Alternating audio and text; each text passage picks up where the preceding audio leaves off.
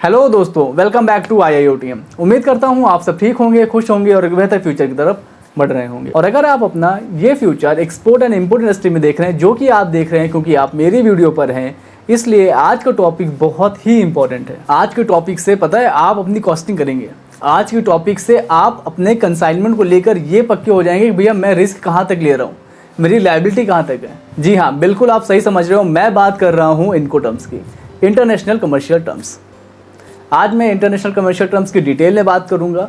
आपका कॉन्सेप्ट पूरी तरीके से क्लियर हो जाएगा। जुड़े रहिएगा मेरे साथ इस वीडियो में आखिरी तक।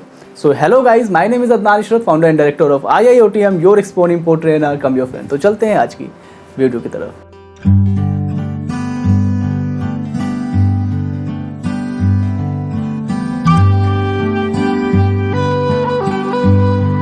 ओके, तो आइए एक एग्जांपल से समझ लेते हैं कि आखिर इनको टर्म्स होता क्या है। मान लीजिए आप किसी स्ट्रीट वेंडर के पास जाते हैं कि वेजिटेबल्स लेने। आप जब वहाँ वेजिटेबल्स लेने जाते हो तो कहते हो भैया इतनी वेजिटेबल ये इतनी क्वांटिटी मुझे दे दो और कितने पैसे हुए ये लो पैसे। आप वो पैसे जोड़ के बताता है और उससे पैसे देकर अपने घर चले आते हो। बहुत देर घर पे वेट करने के बाद जो वो वेजिटेबल्स लेकर नहीं आता है तो वापस आप उसके पास जाते हो, कहते हो भैया यार मुझे मेरी वेजिटेबल्स नहीं लेकर आए। तो वो कहता है सर इतने पैसों में तो यहीं तक की डिलीवरी थी, मैं घर तक डिलीवर नहीं करता हूँ, मैं घर तक डिलीवर नहीं करता हूँ। तो आप क्या कहोगे, ये कौन सी बात हुई यार, ये तो पहले बताना चाहिए था।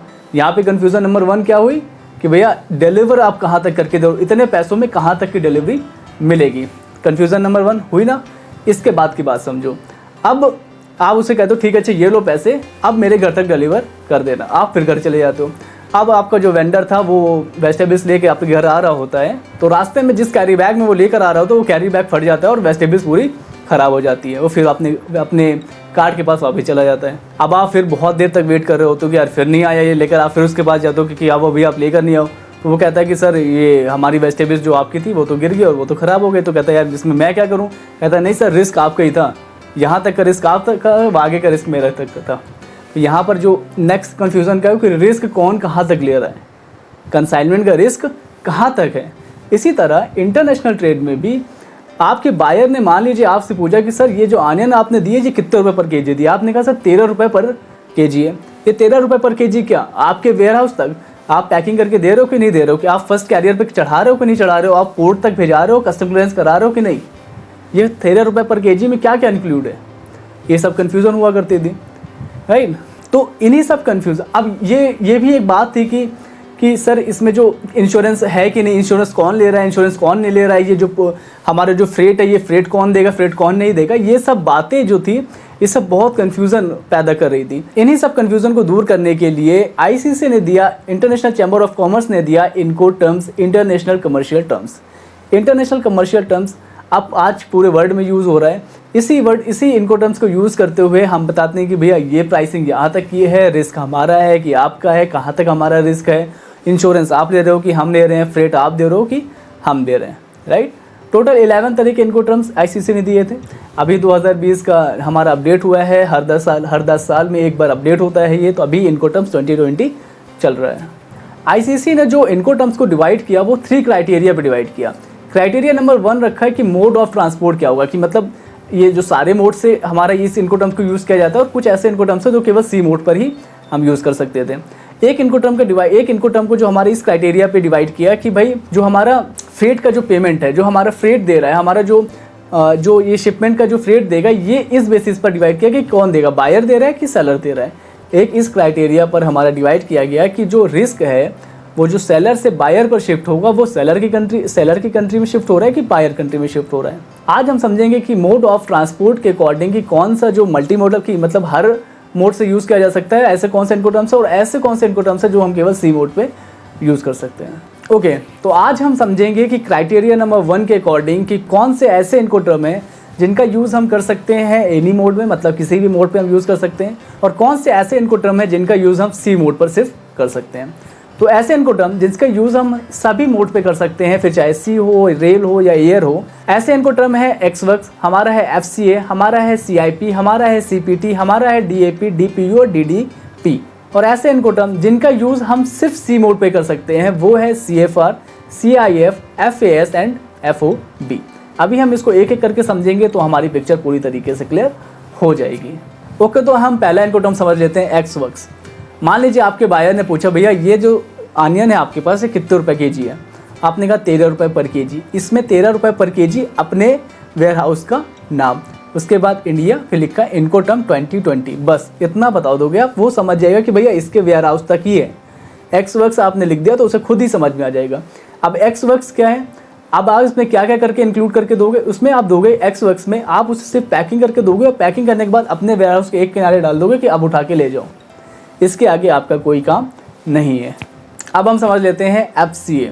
इसमें आपका कहाँ तक का कॉस्ट आएगा, आपका कॉस्ट आएगा, आप क्या क्या करके उसे दोगे, उसे आप आपके जो प्रोडक्ट है उसकी पैकिंग करोगे, पैकिंग करने के बाद जो फर्स्ट कैरियर आएगा आप उस पर लोड करा दोगे और कस्टम क्लियरेंस कराकर उसे दोगे।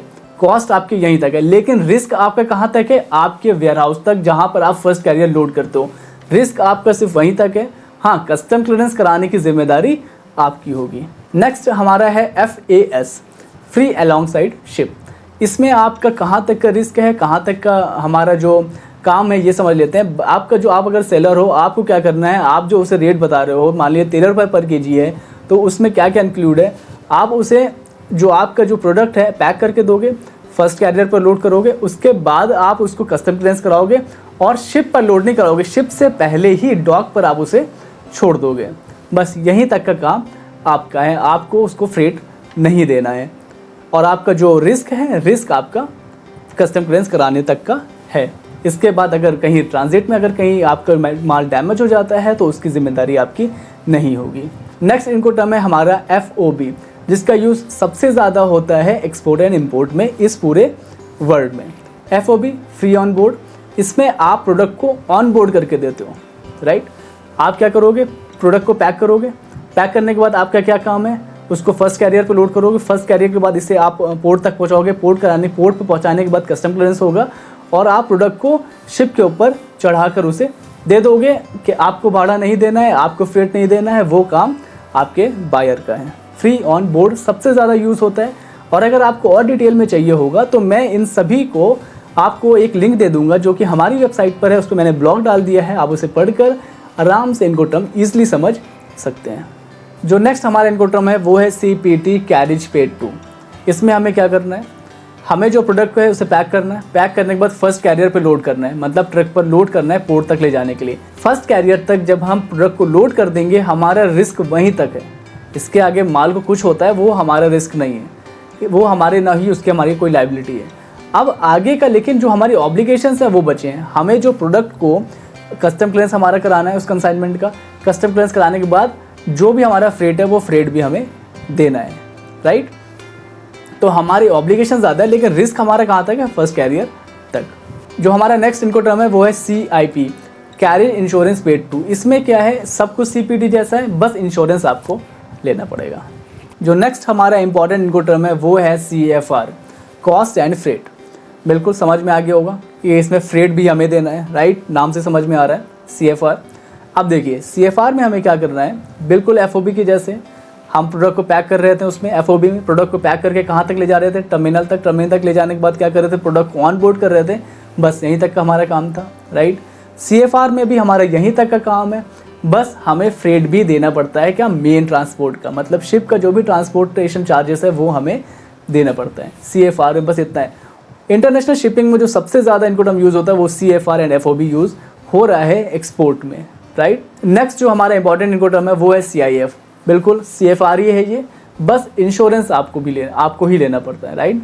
CFR कॉस्ट एंड फ्रेट और CIF cost insurance and freight, इसमें इंश्योरेंस भी आपको लेना पड़ता है। जो नेक्स्ट इंपॉर्टेंट हमारा इनको टर्म है, इंपॉर्टेंट तो मैं नहीं बोलूँगा क्योंकि एज अ सेलर मैं कभी आपको ये सजेस्ट नहीं करूँगा कि आप D से जितने भी इनको टर्म है उसका यूज़ करिए, और अगर आप नए हैं इस इंडस्ट्री में तो बिल्कुल भी यूज़ नहीं करिएगा, इतना रिस्क लेने की कोई भी ज़रूरत नहीं है। लेकिन फिर भी मैं इसे थोड़ा सा डिटेल में आपको बता देता हूँ। DAP पहला हमारा है DAP डिलीवर्ड एट प्लेस। इसमें क्या है, प्रोडक्ट को आपको पैक करना है, प्रोडक्ट को पैक करने में फर्स्ट कैरियर पे लोड करना है, कहाँ तक पहुँचाना है हमें, पोर्ट तक, पोर्ट पे हमें शिप पे लोड करना है, शिप पे लोड करने के बाद क्या करना है, उसे जो है हमारा फ्रेट देना है, जो मेन ट्रांसपोर्ट है उसको फ्रेट देना है, फ्रेट देने के बाद इसे हमें पहुँचाना है हमारे जो डेस्टिनेशन कंट्री है, वहाँ पर कस्टम क्लियरेंस कराने की जो जिम्मेदारी है वो होगी हमारी बायर की। उसके बाद वो कस्टम क्लियरेंस करा देगा, उसके बाद टर्मिनल पे आपको लोड भी जो आपका जो सेकंड कैरियर है, जो आपका जो बायर की कंट्री में जो कैरियर उस पर लोड कराने तक की जो भी रिस्क, जो भी जिम्मेदारी है, जितने भी ऑब्लिगेशन है वो आपको करने हैं। Deliver at place. तो कॉस्टिंग करने से पहले एक बार इन सभी को देख लीजिएगा। ओके, तो नेक्स्ट इंपॉर्टेंट हमारा इनकोटर्म है। इंपॉर्टेंट तो मैं नहीं बोलूँगा, यूज़ बिल्कुल मत करना। डी वर्ड, डी से जितने भी इनकोटर्म है बिल्कुल मत यूज़ करना अगर आप सेलर हो तो, right. DPU, deliver at place unloaded, जो हमारा इनकोटर्म है, इसमें क्या करना है, बिल्कुल DAP जैसा काम है। लेकिन जब आप डेस्टिनेशन कंट्री में होगे वहाँ पर आपको जो सेकंड कैरियर है उसमें प्रोडक्ट को आपको लोड नहीं कराना है टर्मिनल पर। आपकी जिम्मेदारी बस कहाँ तक की है, कस्टम क्लियरेंस करा कर डेस्टिनेशन कंट्री में टर्मिनल तक माल अनलोड करा देना है शिप से, और रिस्क भी आपकी वहीं तक होगी। नेक्स्ट जो हमारा इनकोटर्म है वो है DDP, डिलीवर ड्यूटी पेड। नाम भी समझ में आ रहा है भैया, ड्यूटी भी आपको ही देनी है, जो भी इम्पोर्ट ड्यूटी लग रही होगी, बिल्कुल साफ है। इसमें सब कुछ आपको करना है, बायर को कुछ नहीं करना। एक्सपोर्ट का जो क्लियरेंस है, इंपोर्ट का जो क्लियरेंस है, जो भी आपको ड्यूटी देनी है वो भी आप ही दे रहे हो। जो सेकंड कैरियर पे लोड करना है, वेयर हाउस तक अनलोड करना है, सारा काम आपका है। तो इसे एज अ सेलर नए हो एक्सपोर्ट में बिल्कुल यूज़ नहीं करना है। यूज़ करना हो तो आपको FOB यूज़ करिएगा, हमारा CIF यूज़ कर सकते हैं, CFR यूज़ कर सकते हैं, इवन एक्सवर्क्स भी आप यूज़ कर सकते हैं अगर आपका जो बायर है वो कैपेबल है आपकी कंट्री में एक्सपोर्ट क्लियरेंस कराने में तो। लेकिन मैं आपको एज अ नया एक्सपोर्टर अगर आप हो तो मैं सजेस्ट करूँगा यूज़ करिएगा FOB, प्राइस बताइएगा FOB, ताकि आपके जो क्लियरेंस है, आपके जो कंट्री के जितने भी ऑब्लिगेशन है वो आप कर लें, उसकी कंट्री के जितने भी ऑब्लिगेशन है वो कर ले। अगर फ्रेट वो नहीं मान रहा है कि भाई फ्रेट आप ही को देना है तो आप CFR भी यूज़ कर सकते हैं। और डिटेल में इसे समझने के लिए आप हमारे वेबसाइट पे जा सकते हैं, जहाँ पर मैंने इनकोटर्म का ब्लॉग डाल दिया है। आप उसे ईजिली पढ़ सकते हैं, देख सकते हैं और उसे समझ सकते हैं। तो आज की वीडियो बस इतनी ही थी। अगर आपके मन में किसी भी तरह का सवाल है तो #AskAI करके आप कमेंट बॉक्स में अपना सवाल पूछ सकते हैं। नेक्स्ट वीडियो या जब भी मुझे टाइम मिलता है उन सवालों का जवाब मैं ज़रूर दे दूँगा। तो आज की वीडियो बस इतनी ही थी। Thank you and good bye.